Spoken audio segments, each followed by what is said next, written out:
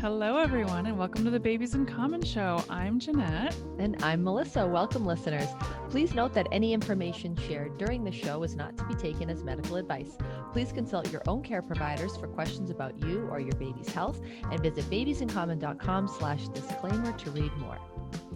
Awesome. So today is our 50th show, Melissa. Woo! That's such a big deal. And so that's exciting. It's Wednesday, February 3rd, 2021. A quick update on our petition to stop separating families. We have 1,102 signatures on our petition, but we'd love to have more. And we also have, I'm not going to disclose all the information, but we have a really big news reporter who's talking to us about this story. And what she's looking for is actual families who had this happen to them, where they were separated from their support person, either before labor started, in early labor, or for an extended hospital stay. When there was a complication before the baby was born. So all of this is before the baby's born. We're not talking about separation during the birth itself and after. We're talking about before that. If you labor had that happen, triage or high risk hospital stay, induction, all of which have no freaking reason to be separated from your partner for. And that's why most hospitals aren't doing it. So we're trying to get the hospitals that are to knock it off. So if you had this happen to you, this reporter she really needs people to go on the record, which I think is important. But on the other hand, if so many people want to be anonymous, that also tells you a whole lot about the fear that hospitals are putting into people for no reason. Absolutely. But if you had this happen to you, we'd really appreciate you telling the story on the record to this reporter. So please get in touch with us, Melissa at babiesincommon.com or Jeanette at babiesincommon.com. And we will get you in touch with the reporter. So we're trying to. Yes, we've gotten so many stories so far, and they're heartbreaking. And the theme time and time again is people are like, it's hard to share this story. It was a traumatizing experience, but I don't want it to happen to anybody else. Right. And so we thank everybody that has shared their stories, and we are fighting for you and everybody that has and will give birth in any of these institutions, because it's wrong. What's happening is wrong. The separation is wrong. And we want to end it. So thank you for all of you who have signed and shared your stories. And if you would like to get in touch with us and share more, please do. So our guest today is our friend, Jessica Shephard, who is going to speak with us today about her 2 home birth experiences and how choosing home birth was a big surprise to her Ecuadorian family. Jess was born in Ecuador and moved to the United States when she was almost 10 years old, and now lives in central Massachusetts with her husband and 2 daughters, Gianna, who is 2, and Lucia, who's 7 months. And they were both born at home. Her husband's family is from the Dominican Republic. Her favorite hobby is singing, and she can also make a mean hot chocolate bomb. So I still been meaning to send you a message. I got to get my hands on one of those. Thank you for coming on our show to talk about your experiences. Welcome. Oh, thank you for having me. So Jess, you were actually the first home birth client that I visited as a postpartum visiting nurse when I joined the Embrace and Whippery home birth team. So Nice. you're just always going to hold a special place in my heart, you and your husband.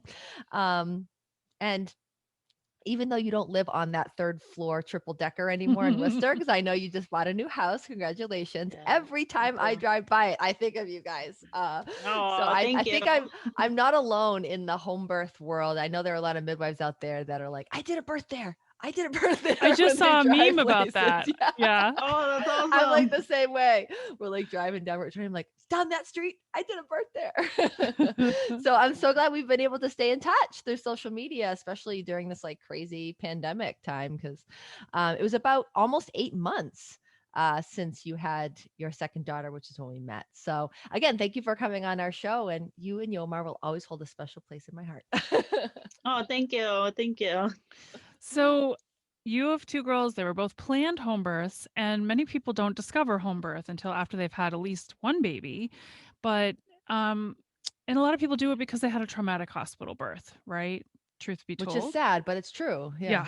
I always say, when people are hemming and hawing about whether they should have a home birth, whether it's first baby or second, I'm like, well, if you talk to people who've had a home birth, it's pretty much 100% satisfaction rate. Right.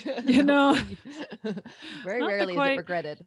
I've personally, as a Melissa, also, you worked for 14 years in hospital. Like, it's totally possible to have a beautiful, beautiful, wonderful hospital Absolutely. experience too. Sure. But anyway, so you were ahead of the game. So how did you even begin to think about home birth? Was this common in amongst your friends, your family? What did your partner think? Tell us about that decision.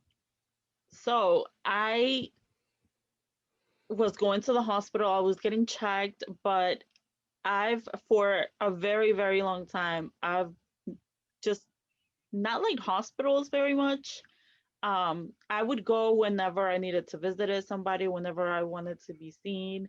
But since I was very young, before I was married and everything, I was like, I would love to have kids one day, but my mind, I would skip through the whole like labor and being in a hospital because I just did not like it. In my personal opinion, I was like, I don't even want to think about it.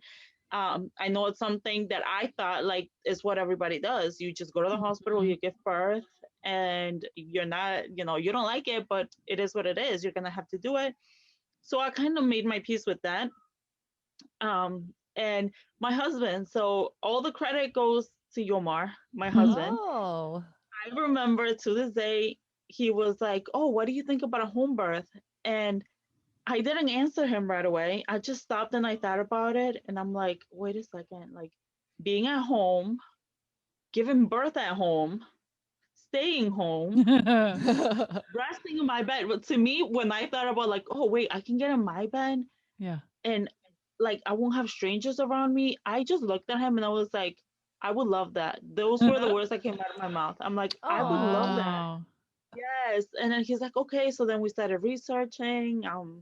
And then we found Rachel and uh we had an interview with her. She was actually very pregnant at the moment. She told us all about it. And I just fell in love. I saw the type of care that she was giving, that midwives give, and I was like, that I don't even need to think about it. Like, this is what I want. That I feel 100% comfortable with this. I would love to be at home. I don't want to have to travel anywhere. I don't want to have to stay somewhere that I know I'm not gonna be comfortable. That I know that where I don't want to be. I would love to be home with my family, with my husband. She's like, you can eat, you can drink, you can move, and I was like, whoa. So prior to this, I attended two births with one of my cousins. I was actually the only one there with her. Oh, I Mm. wow. was holding her leg while she was pushing. I saw the whole thing. But And I how also old were was, you? Do you mind if I ask when you saw those births? um, this was like 3 years ago. Okay. And then 2 years ago, I was actually pregnant.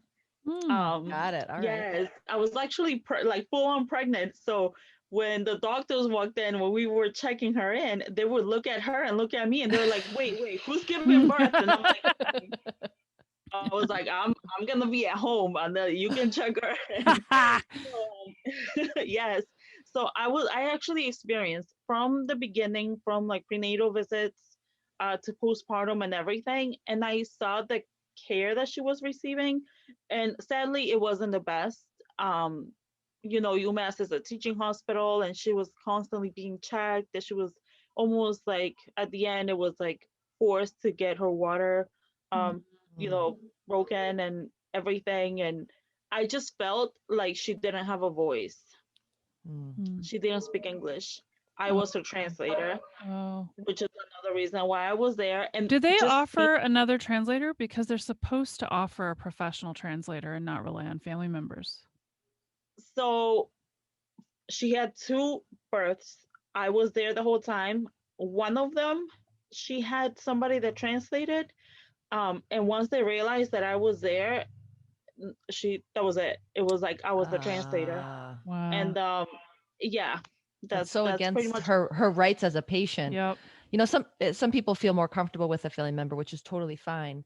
But it is your right as a patient to have a medical translator there, even if your family members speak English, because there's so much nuance to the medical terminology that they're using. I mean, even though Jessica, you Exactly. speak perfect English. I mean, you speak better English than I will ever speak Spanish. And anybody who speaks more than one language is like amazing to me. Your daughters are so lucky, but it's still like, I mean, medical terminology is another language. It was a foreign Absolutely. language to me when I was in nursing school. It was a whole other language to learn. So But it's that's a also lot of that the pressure. the medical translator doesn't have an emotional tie to the Sure. patient. And so the way they can deliver that information is gonna be different than someone who really cares about the patient Correct. in Absolutely. a family member way, you know? So So Yeah. anyway, that was a lot for but you her got to to go through experience that. Yeah. and Yes. you to go through too. Yes. So after experiencing all of that and um, meeting Rachel, that's what changed everything because I was very open, like, oh, I'm gonna be at home and everything. But the welcoming that I felt, when I think about my midwives, when I think about everybody, about Jeanette, about Melissa, everybody, I'm like, these are family to me. Like, you ladies, like, changed my life. So I'm like, I'm so happy that I made that choice. Um, right after I gave birth to my first daughter, I was asked like, "Oh, so would you do it again?" And I was like, "Absolutely not. I'm not even getting an epidural. I'm going straight for a C-section because to me that was the easy way out. Oh my goodness, I don't know what I was thinking. But in my head, I had just given birth. I could remember almost everything. So I'm like, no way. But fast forward, I find out, I'm pregnant again. I'm like, I can't have it any other way. Like it feels so nice. The care, the treatment after postpartum care, it was just so amazing. I'm like, I can't go anywhere else. Like I need my midwives with me. I have to say, y- we all feel similarly to you. Like to every patient that like we get to take care of as lactation Mhm. consultants and home birth midwives or nurses, it's such an intimate relationship. It's an Mhm. intimate thing that we're doing with you, right? Birth and breastfeeding and parenting and bonding and all these things are such intimate human experiences, but also like because of the nature of like the work that Jeanette and I do and other people in our field, the amount of time we get to spend with you is so special and so much more than in other fields of healthcare that you become family to us too. It's like when Yeah. the I 6-week know. postpartum appointment comes by, it's like always so sad. I Yeah. know. I wanna bug It's people true. more than I do. I'm like, "I think about you every day. Would you please update me on how you are? Because I wanna know," you know? It's so true. It's so true. So, Yeah. once you decided to have a home birth, you said you ended up finding Rachel. But this wasn't something like some people fall into home birth, like they've been thinking about labor and birth and reading books, and they're like, they call themselves a birth junkie, and but like it sounds like, you wanted to have children. You kind of were like, well, I guess I'll just fast forward through the labor, hospital labor part, Yeah. and then I'll have my baby. But Yomar, your husband, was really the one that brought up the idea of home birth. So Yomar is a person that he's very into the whole natural thing. He doesn't, if he has a headache, he'll look for everything. Am I dehydrated? Am Mhm. I missing any type of like minerals, any type of anything? That's how he Great. is. So when he found out that we were expecting, and I told him like every time we brought it up, I'm like, God, I don't even want to think about it. Like, it is what it is. I have to go do it, but I just don't want to be in a hospital. Mm. So like he started researching, and he came across home births, and that's when he mentioned it to me. And I added like 50 pages on Instagram, and I was actually watching home births like every single day, all the time, and that helped me a lot prepare for my first home birth, because I saw some stuff that I was learning. So when I was going through it, I was able to understand where I was. I had my moments, towards the end. I think it happens to every woman where Oh, you just yes. everything and you're like, but I learned a lot and that helped me so much. Oh, Mm. that's wonderful. Awesome. And so you're from Ecuador originally. You moved here when you were young, so almost 10, not even thinking about babies probably by that point. So what Right. is the culture in your family like? And you've still got a lot of family over there. You said it earlier when we were talking Yes. before. And so, most people in Ecuador, are they going to midwives? Are they going to OBs? Is it very traditional in villages and modern in cities? Like, what is it like in Ecuador, and what's the birth culture, and what is your family saying about what differences they're hearing you talk about compared to what is happening there? Okay, so in the city where I'm from, everybody goes to hospitals. No one, when I mentioned that I was having a home birth, people were looking at me like, "Are you okay? Why would you? Are you like that far? Is there no hospitals around you? Like what's I thought happening? you Where in the Why?" moved United to States are you? Yes, like what's wrong? So I got that was like the first response, like, why would you do that? But there's, oh, technology and all of this, and the hospitals, and what if something happens? same Whichever response thing. you get if you were Yeah, telling people in America. it's true. Exactly. So that's what happened. So that's how it is in the city. But then there's other places like where all of the indigenous people are. And I was actually looking up, and there's this lady who she's a midwife, and it's amazing. She's so good. But thanks to her and other people, they started a movement now. So even in hospitals, they're getting kind of like a setup. So it's almost like an unassisted birth. Mm. And she's a midwife, so she's able to go in and kind of like, for the people that want to be in the hospital but still want to have that midwife with them. So then you have that type of labor and birthing, towards like where all of the indigenous people live. And then I was talking to my mom, as I thought I was the only one in my family that had a home birth because of the way that my family was reacting to me. I thought, okay, so I'm the only weird one in the family that, I'm a trailblazer. yes, yes. And I was talking to my mom today, and she's like, "Oh, I was born at home." And I'm like, "What?" She didn't bother to But mention Wow. that the first time and the second time you said you were having a you home know, birth? you know. So I was in shock, and she's like, "Yes, me and my uncle, her brother, they were born at home." Um, she told me that her when she was pregnant for the first time, she had a home birth as well, and it was planned. So I'm like, what, like, what's happening? How did Wow. I know about this? It was, no one ever talked about it until I brought it up to my mom today. And then she tells me, "Oh, my grandmother, she had all home births." And I'm like, "What? Like, why? When did this stop?" And she's like, "Yeah, just, things change, culture changes.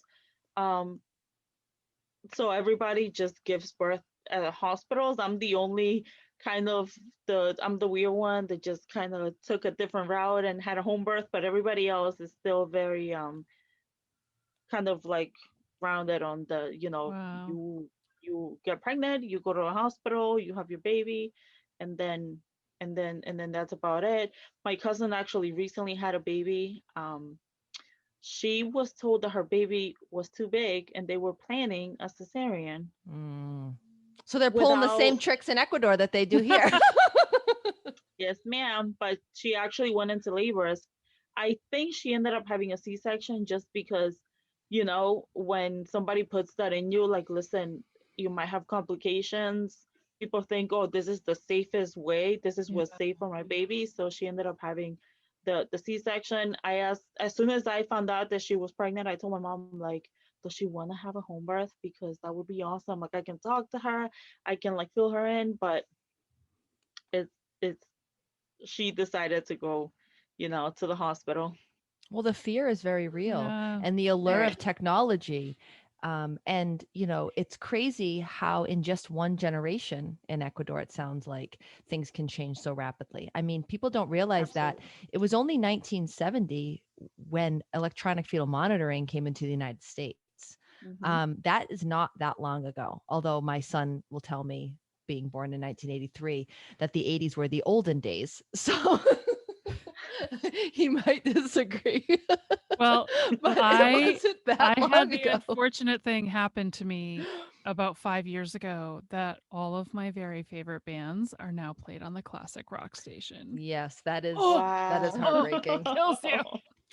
Jess is much younger than you and I, Yes. Jeanette. So Yes. her favorite bands are not on the classic rock station. Nope. Nope. Oh, but anyway, in preparing for this interview, I was searching the internet looking at studies, and I found one interesting ethnographic study from the Journal of Perinatal Nursing in 2010, and it was called Giving Birth: The Voices of Ecuadorian Women.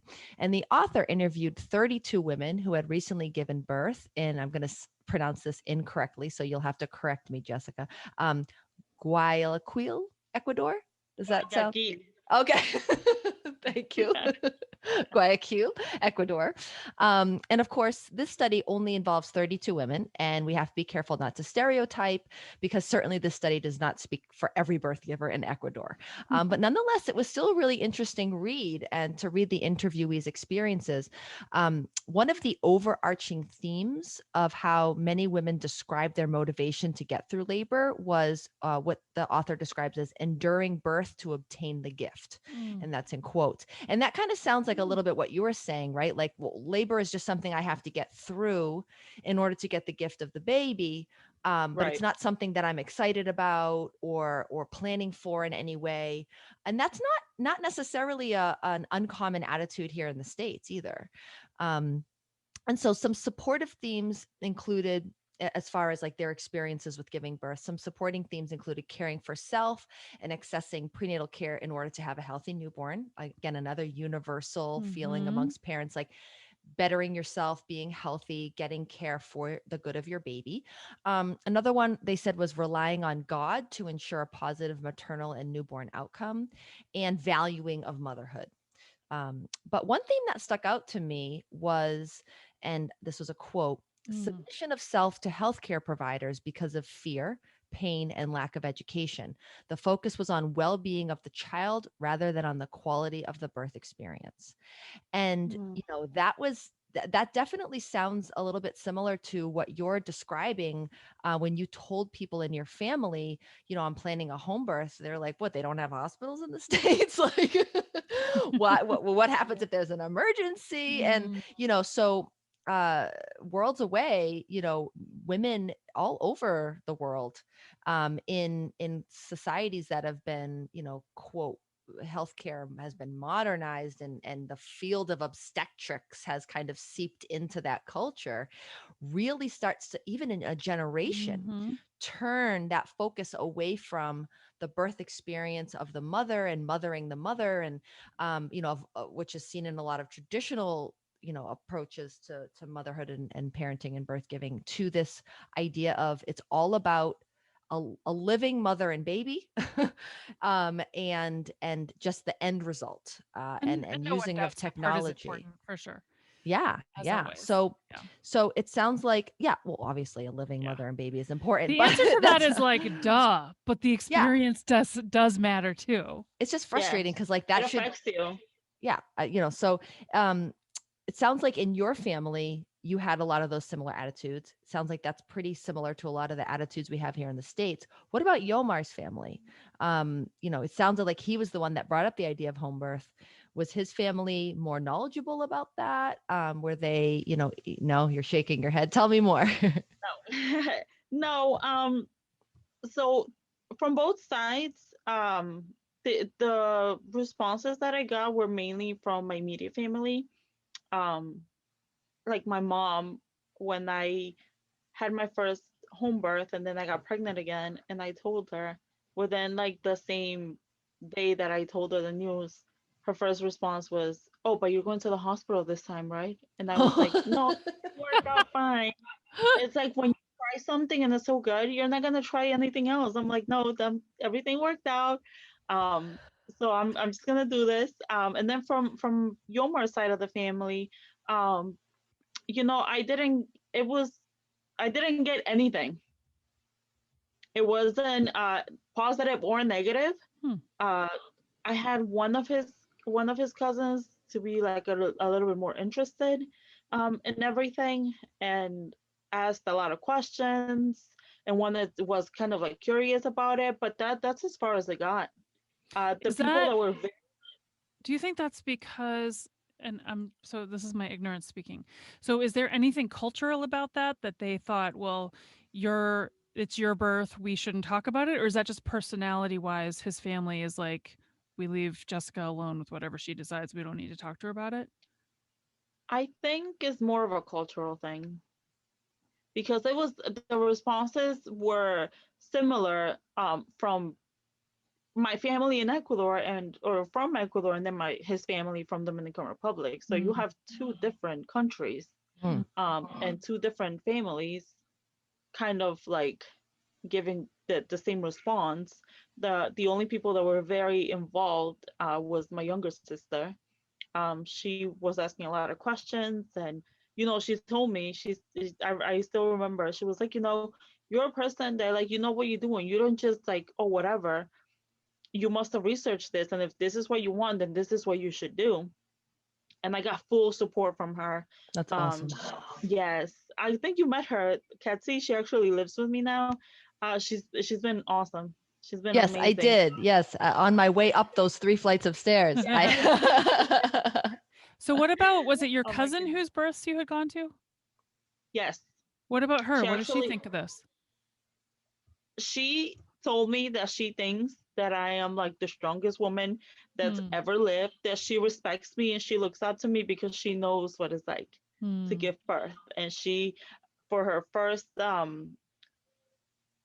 pregnancy, she was able to say, hey, I'm in pain, give me something. All right, cool, here you go. And then she slept, woke up, pushed, and there was a baby.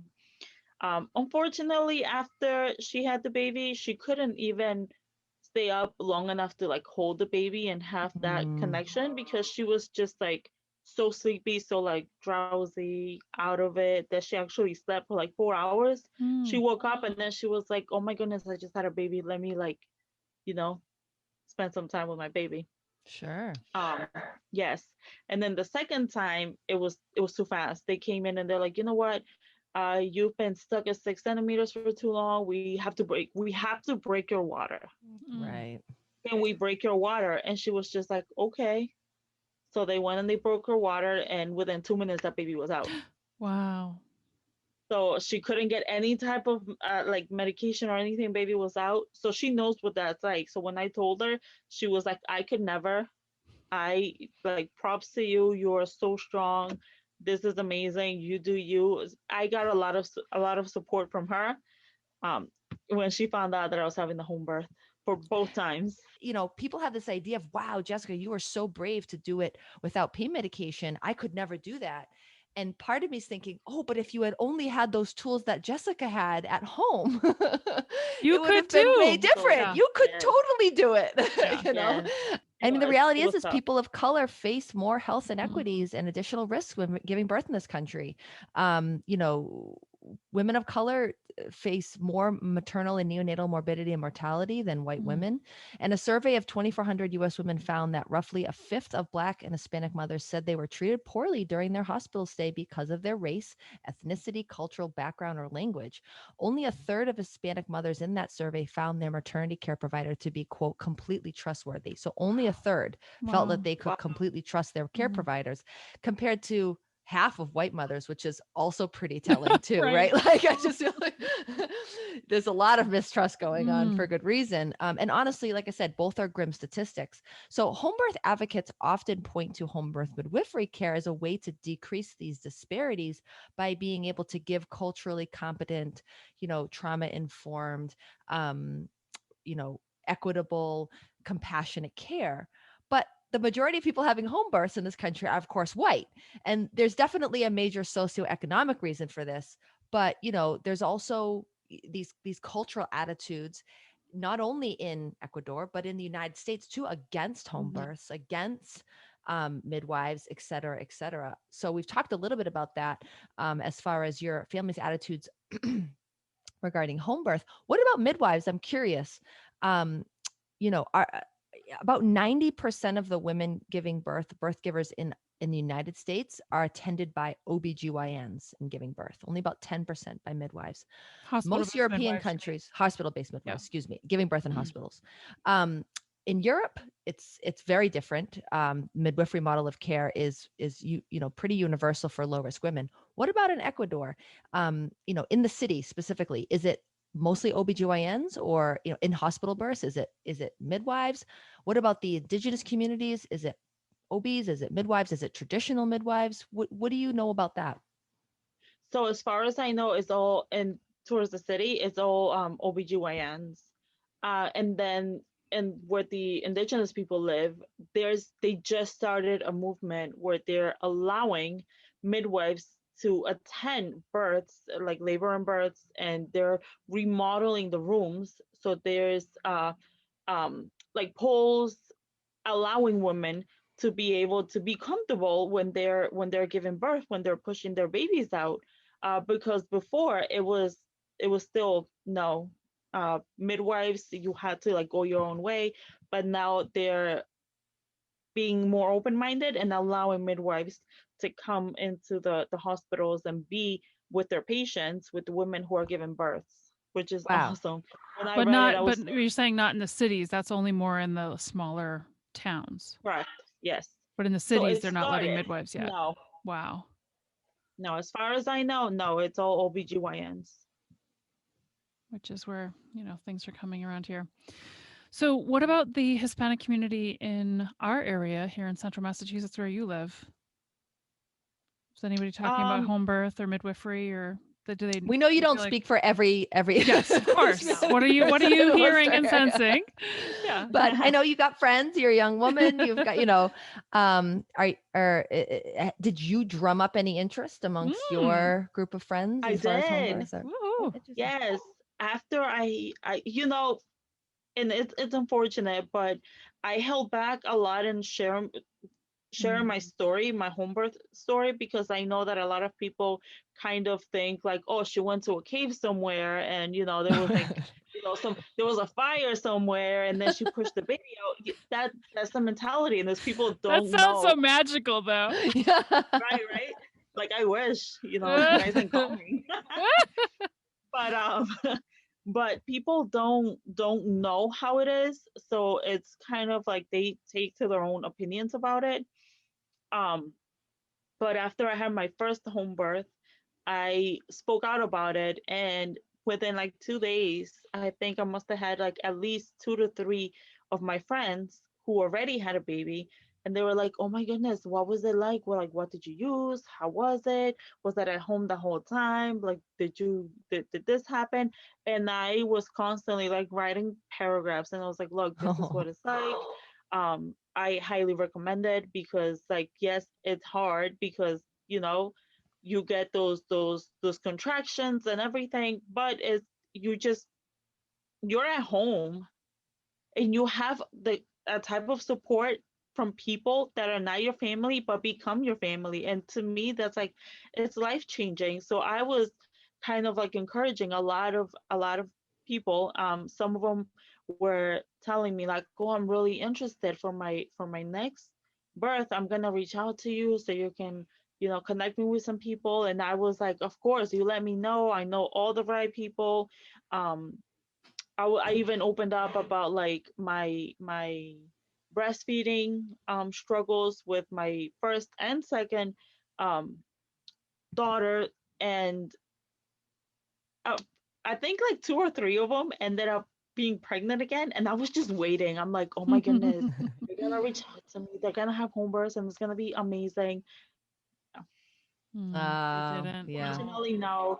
And I think a lot of people is like is the same time as like the fear of like thinking like, well, what if something happens? Like, what if the worst thing happens? And my mom would tell me the same thing. During both of my pregnancies, I would tell her I have a contraction, and she'll be like, "You don't want to go to the hospital?" I'm like, "No, I'm okay. It's just a contraction." So people just kind of have like that fear of like they feel safer at a hospital, but it's the lack of knowledge about how much the care is. And when I tell everybody like my postpartum care was like amazing, I had people there constantly. I didn't have to make an appointment, and I didn't have somebody be like, "You have 15 minutes. Tell me what's wrong." And then, like, you're on your Mm. way out because I have somebody else that comes in. Whenever I got those postpartum visits, it was like anywhere between like 20 minutes to like 2 hours long because we were just catching up and how are you and emotionally and what are you thinking? How's this going? And asking this I've never, this was completely new to me. But when Rachel came and asked my husband, Yomar, was like, how do you think she's feeling? And I was like, what? Like to me, I'm like, wow, you really care because you're asking somebody else, like, what are you observing? And to me, that it was amazing. It was amazing. And here in time of COVID, they're not even letting partners into appointments. So Mm. it's like It's yet awful. another barrier to people getting, Mm. care, because sometimes you can't be the one that says how you're feeling. Yeah. So it's a Right. very good, such a powerful observation that you made. Now I'm Yeah. dying to know a little bit more about Gianna's birth because I met you postpartum after your second. So Yes. tell us, your first was Gianna. You as we know, Yes. you hired Rachel as your midwife, and Yes. you went into home birth wanting to be home, but not necessarily, wanting an unmedicated birth. Right? Like, I mean, that was the way it was going to be at Yes. home. There is no epidural at home. But, you Yes. kind of came around to the idea of doing without pain medication. And so I am super curious to hear, like, how did your birth go? What tools did you use to get through that experience? Because first babies take a long time and they are hard work. I give props to, like, anybody who does a first baby unmedicated. It totally can be done. I've seen it hundreds of times. It's a Mm. miracle, whoever does it. But first babies are particularly tricky. So tell me about it. So in comparison, my first home birth was easier to me than my second one. Hmm. Yes. Interesting. All right. Yes. It was long, but I feel like the way that it progressed, my body was just kind of like, okay, not getting used to it, but just kind of like adapting. Mm, Um, and I was receiving all types of like options. Oh, get in the water.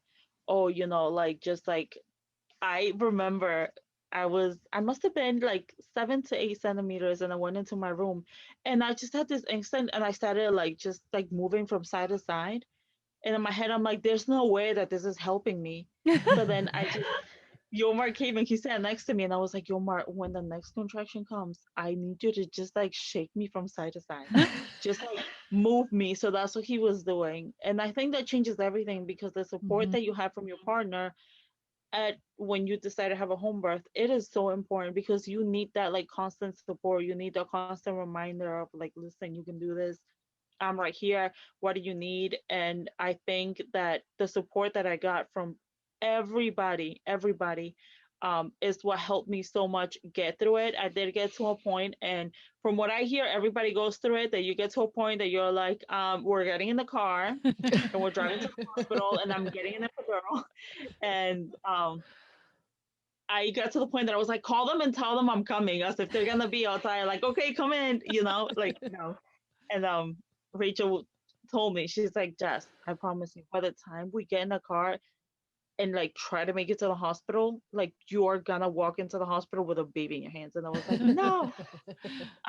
So one of the things that helped me towards the end, it was just kind of like something that I use for coping is I just kind of like put all of my energy towards Rachel.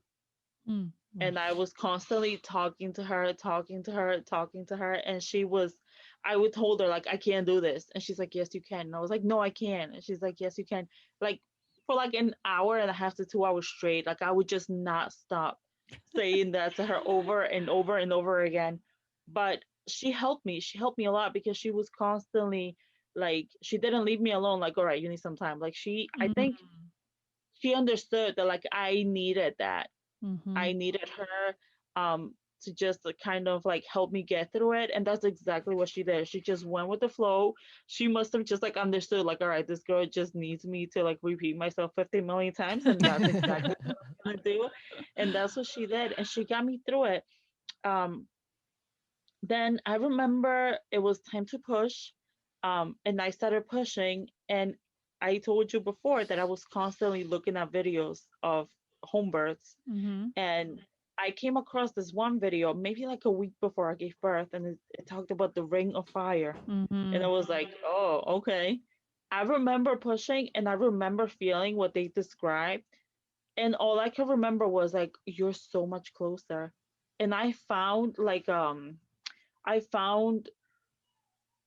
the bassinet that I used after she gave birth had like this like symbols, and I just focused on one of them. Every time I had to push, I Mm. looked and I pushed, and that was just like my concentration point. Your Mm-hmm. And focal I point, pushed yeah. until she came out, and that was it. It was after that I was like, all right, I got in bed and they took care of me. I felt like, I don't know, but it was amazing the way that they took care of me right after, how they like cleaned me up and they cleaned everything, and they make sure that I ate. They make sure that like everything was okay. They gave me some time with my daughter before they immediately, like took her away and washed her and did this and did that. They just let me just hold her, just take everything in. They let Yomar have skin to skin time. It was amazing. So after when I got pregnant again, I'm like, I need to have that again. I once you know what that's like, I'm like, I can't go back. This is like the best. You lived in the triple decker, so what did your neighbors think? Did they hear you? No, it was funny because as I'm thinking, I'm screaming, Right, and I'm right. like, the cops are gonna come. They're gonna say somebody's getting killed upstairs. Like, go check. She's not all Did right. you warn them? Did you say you might hear some noise? I'm having a home birth? No, You I didn't. completely Oh. forgot. It didn't even cross my mind to say anything. So then we had the baby, and like I think like 3 4 days passed by. No, 6 days passed by, and Yomar told them like, oh yeah, she had the baby, and they're like, oh, what hospital was she at? And she's like, oh no, she had the baby here, and they're like, what? When? I'm like, there's no way they didn't hear me scream like my life out, but apparently no one heard me. They didn't say anything for both of them. And what time were both of them born? So Gianna was born at six, I believe it was 6:29, and then In the Lucia morning? should have been born at night. It At was towards the night. nighttime. So they were Yes, busy watching TV, eating dinner, maybe and missed probably. it. Okay. Yes. But they were awake. And Yeah.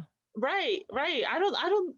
eh, I mean, and then Lucia was born at 12 Noon. a.m. Midnight. Oh, Midnight, right? midnight. midnight. But sometimes Yeah, we a lot think of we're people say that. yelling, but we're Yeah, not they yelling. You know? Like in your head you think you're so loud, but then you're not. But Yes, or then some even if people you are are, loud. Yeah. people yes. don't people are always worried about the neighbors, but I Yeah. rarely hear Mm-hmm. like someone say, "Oh yeah, my neighbors totally heard." Mm. And oftentimes people are nervous about waking up their kids and Oh yeah. screaming their heads off, and the kids do not wake up. Mm-hmm. Mm-hmm. It's Yep. That's funny. crazy. So you also Yeah. had some latching and breastfeeding issues with Gianna. Can you I did. talk to us a little bit about what that was like and how you overcame those challenges? Yes, it with Gianna, everything was brand new to me. I in my head before, I thought this is gonna be perfect. This is gonna be magical. She's gonna know exactly what to do. My breast is gonna know exactly what to do. Everything's just gonna be like perfect. And then I remember trying to nurse her, and I thought she was eating, but then she was constantly crying. We stayed up like the whole entire night, the first and the second night. And she was just at my boob, and I assumed like, okay, this is just what they do. And then I was just in a lot of pain.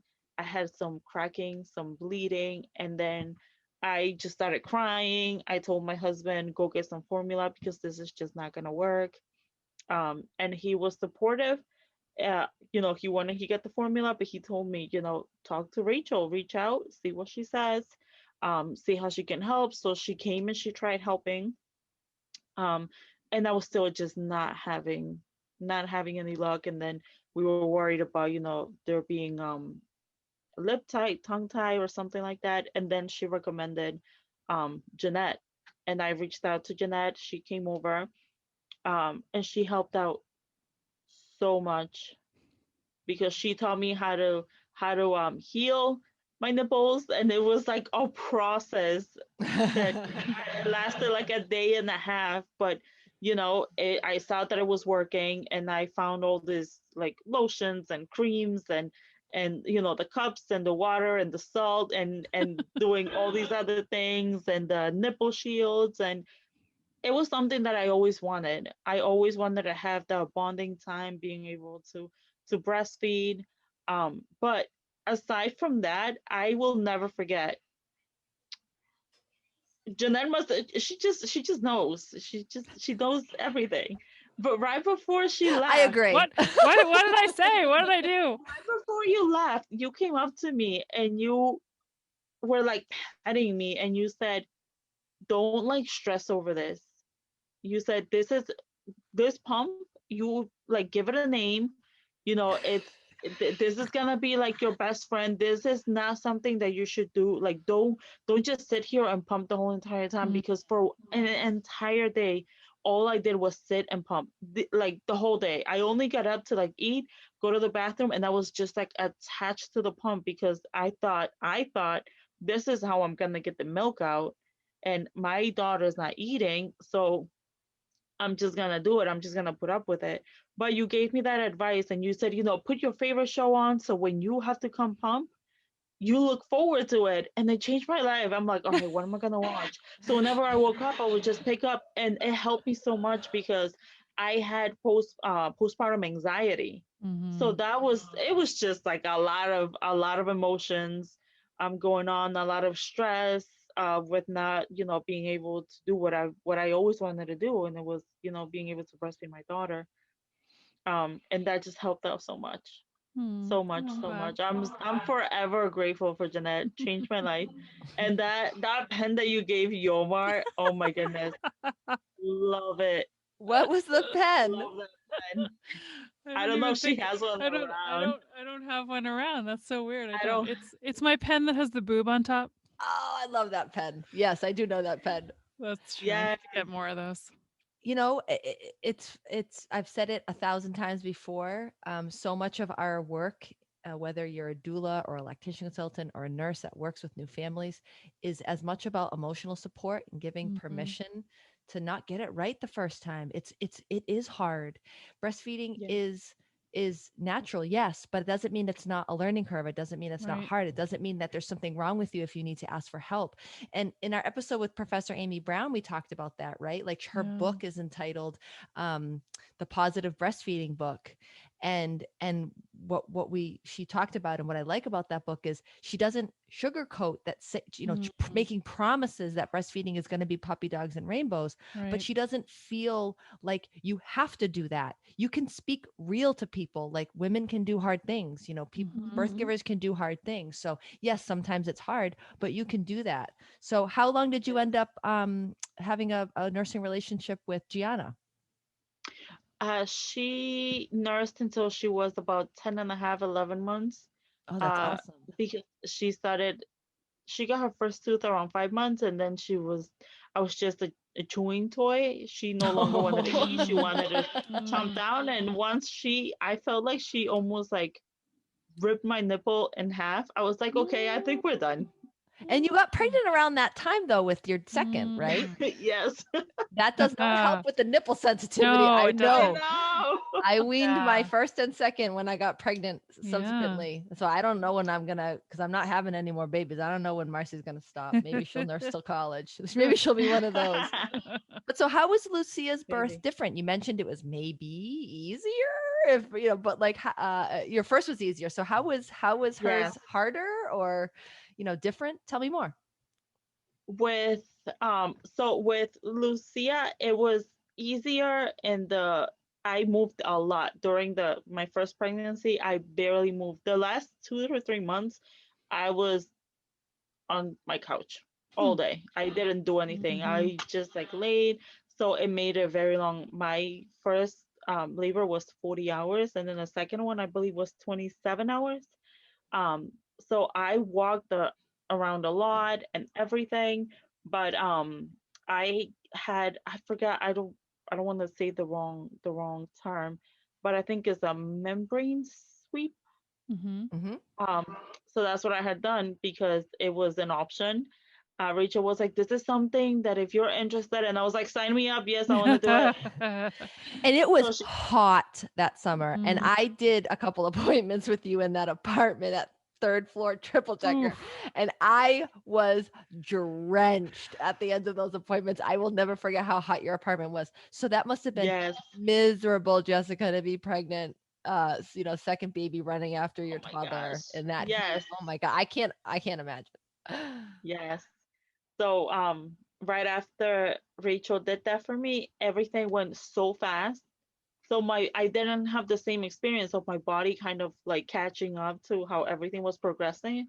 I went from like three, I believe from like 3 to 7 within like I don't know, like less than 2 hours. And Mm-hmm. I Wow. and that right there is what like made it super hard. And So I you were remember already in labor and she offered the membrane sweeping, you mean? correct Okay. Okay. to just kind of like speed Yep. things up. She Yep. said if you don't want to have another long labor. So I remember feeling the need to push and I was like, nope, not doing it. Kind of like fighting my own body there. I was like, nope, nope, nope. So technically, Lucia should have been born on the 10th, I think, because I was fighting it so much to the point that she came out because she was like, look, lady, I'm coming out, okay? You I can't just, stop me. yes, yes. And I just had no choice and she was out. And it was awesome. It was beautiful. My postpartum was 100 times better in a way that I felt I had energy. I had already done it. So I started having the same nursing, breastfeeding issues that I had the first time. I knew exactly what to do. I learned from the best. So I just did what I had to do and I made it through. I made it through. And to this day, we've been doing so good with my daughter, and I'm hoping to nurse her for a very long time. Oh, Awesome. that's so Yay. special. Jeanette, we just Yay. invited her Yeah. on to make us feel good tonight, I think. I know, right? I didn't even know. I didn't even know the Your things that check's in the mail, Jessica. No, I'm kidding. yeah. Thank you, thank you. But I think it's also just, it's a testament to your tenacity and Hmm. your desire. And you set yourself up with all these people around you to get the right support because everybody deserves that and everybody should have that.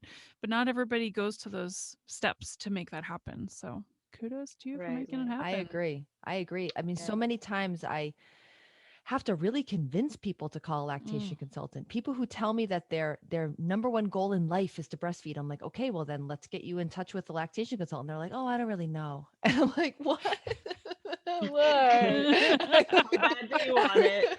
Yeah. People will text me like, hey, my friend's really having a lot of trouble. What do you recommend? I'm like calling an IBCLC and they're like, oh, I don't know if she's willing to do that. I'm like, ah. Because, yeah, we only worked thousands of hours to get to where we are. But okay. you know? Right. So again, I I agree did with Jeanette. everything. I'm like, really? You looked on Google and that's doing everything? Okay. I say again, kudos, just like Jeanette said, kudos to you for being open-minded when Yomar was like, hey, I'm hearing the way you want to be supported in labor. Mm. What about this option? And you're like, didn't immediately throw it away, Well, home also birth like away. good choice in choosing him for your Yeah. husband. Well, Yes. he's like a I like a agree. amateur herbalist too. This guy, like he had her Oh, on all these like awesome like he's great. blood building like iron Yes. Mhm. supplement stuff, and he would Aw. he always made her these awesome smoothies postpartum when I would go over there and made sure she had all the right Yes. nutrients. And so yeah, you guys are such a sweet couple together, and you work so Yeah. well Thank you. together. And so when he was like, hey, what about home birth? And you were like open minded about it. Yeah, let me learn more. And when Rachel was like, hey, when you told you I'm having trouble with this, I don't think I can do this anymore breastfeeding wise. He said, call Rachel. She said, okay. When you called Rachel, she said, I think you need to call Jeanette. You're like, okay. Like that takes a lot. It takes a lot to like Jeanette said, surround yourself with people that are there to support you in your goals, and asking for help and receiving help when you need it. That's so huge. So So one thing I wanted to add, and I've been wanting to say this the whole time. So given that there is such a problem in our culture in America with people of color and indigenous people, getting good care. We need more birth workers and lactation people who are Hispanic, Latino, Yeah. Latinx, whatever you want to say.